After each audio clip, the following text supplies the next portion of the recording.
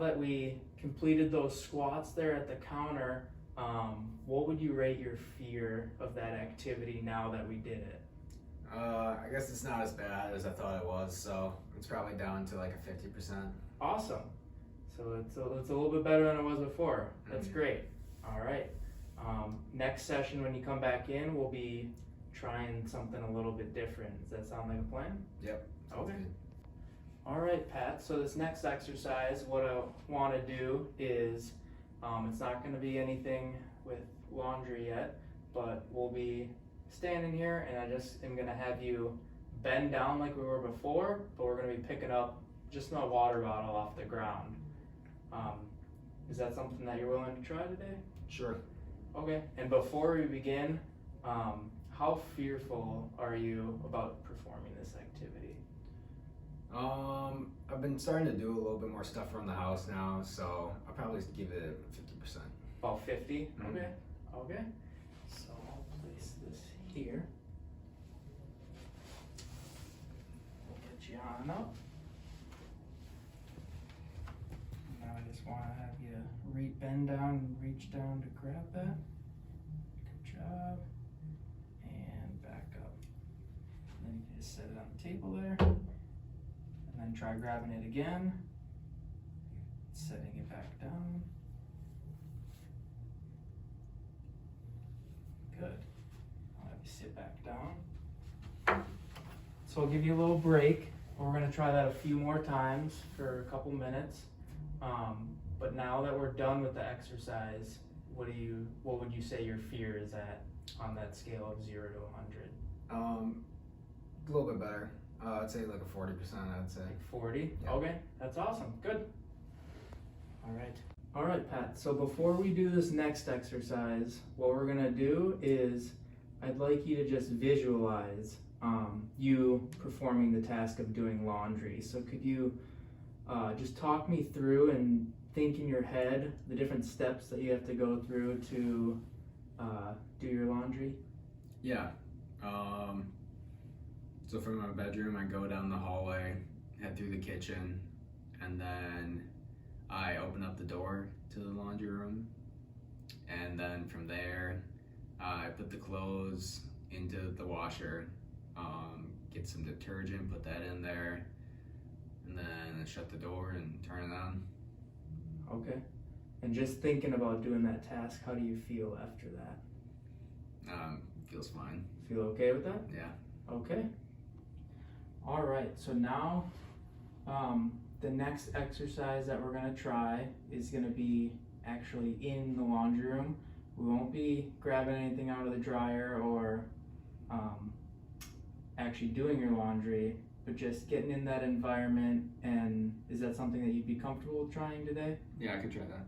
Okay, so before we start that activity, again, can you rate from 0 to 100 how you feel before doing this one?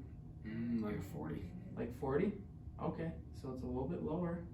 All right.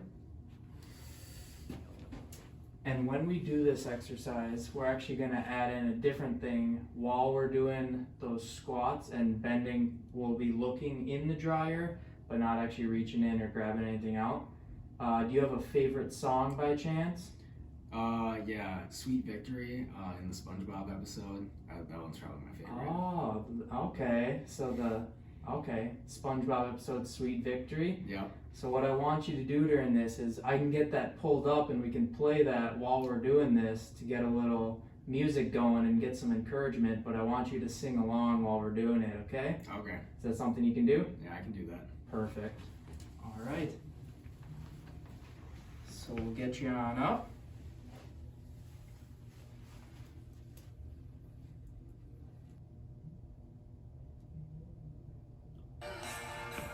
All right, so now we're just gonna be bending down and looking in, and I want you to sing along.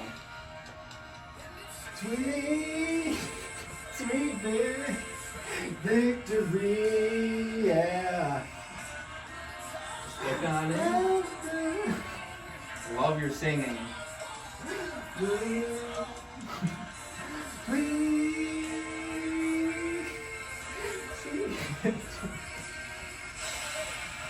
All right, if I can sit on back down now. now that we're actually in the laundry room, how did that feel after that? What was your fear, especially with the music going? Do you think that helped a little bit? Oh yeah, definitely. It helped calm me down a little bit. Okay, so on that scale, what would you say you're at right now? Like a 20 or a 30.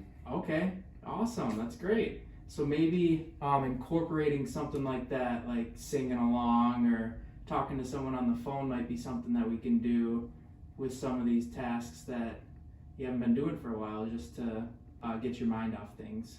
All right? Yeah. All right, so we finally made it to trying the activity. You think you're ready to do some laundry today? Yeah, I think so. All right, before we begin, could you give a rating of how you feel going into trying to get your laundry out of the dryer and put it away today? Pretty good, like a 30%, I'd say. Okay, all right. And is that something you're willing to try? Sure. All right, let's begin. So now we're just gonna be reaching and grabbing the laundry out and putting it in that hamper right there. All right.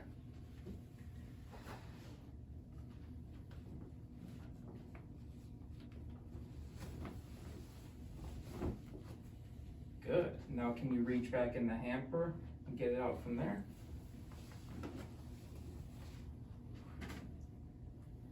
Good. And then we'll put it away one more time. Okay. Good. I'll have you sit on back down. And so doing that, how did that feel? Wasn't too bad, actually. Not bad? Yeah. What would you say your rating's at now? I mean, it's down to like a 10 probably right now. Okay. So do you feel confident now when you're at home during the day, being able to do daily activities like get your laundry out and bring it back to your bedroom and maybe fold it and put it away? Yeah, I have a little bit better idea of what my knees can actually tolerate, so I think they should be able to hold up for that. Awesome. Well, it was a pleasure working with you. Thank you very much. Yeah, thank you. So this patient has a few different social determinants of health that have been impacting his pain and also his recovery. The two that I picked out specifically for his case are his health care and his social and community context. So for his health care, he's frustrated about his pain because his last bout of PT, he felt like he left in more pain than when he showed up, and that makes him reluctant to exercise.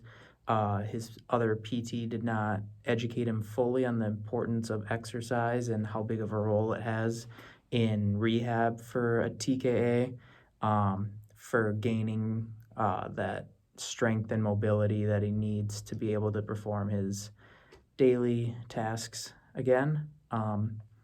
So his past healthcare experiences have kind of influenced his perceptions, which dips into the educational sector too, because he's misinformed about, he keeps talking about re-injuring the knee when he's pretty far along in his recovery process, a few months after a TKA. He's not going to have too much structural damage from pushing that motion and trying to strengthen that leg. So by helping educate him about the benefits of PT can really play a big role in his recovery. So the other social determinant of health is his social and community context. The patient had an adverse event in his past with his first knee injury when he hurt it back playing hockey when he was much, much younger. The patient brought this up multiple times in the treatment, and it shows that it's affecting his pain psychologically, and we know that ACE events can increase the risk for chronic pain and disease. Also, another aspect of the social and community context is that he currently doesn't have anyone at home during the day to help him with ADLs, which causes him to be independent with a lot of his tasks, such as grocery shopping, laundry, and driving around the city to run other errands. So he noted feeling very alone, and he doesn't have full trust in his knees yet.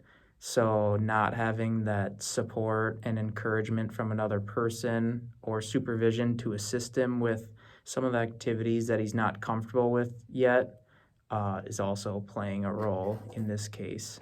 And then some helpful hints for graded exposure for both the therapist and the patient are to offer some positive encouragement before, during, and after doing one of the tasks. You really need to let the patient know that they can have positive self-talk, or you can provide some verbal encouragement during the session to know that they're making big steps and really progressing so that they get that full buy-in. So whether you show them how to kind of motivate themselves when trying a new task like this, or you're the one offering the encouragement, that can be very helpful.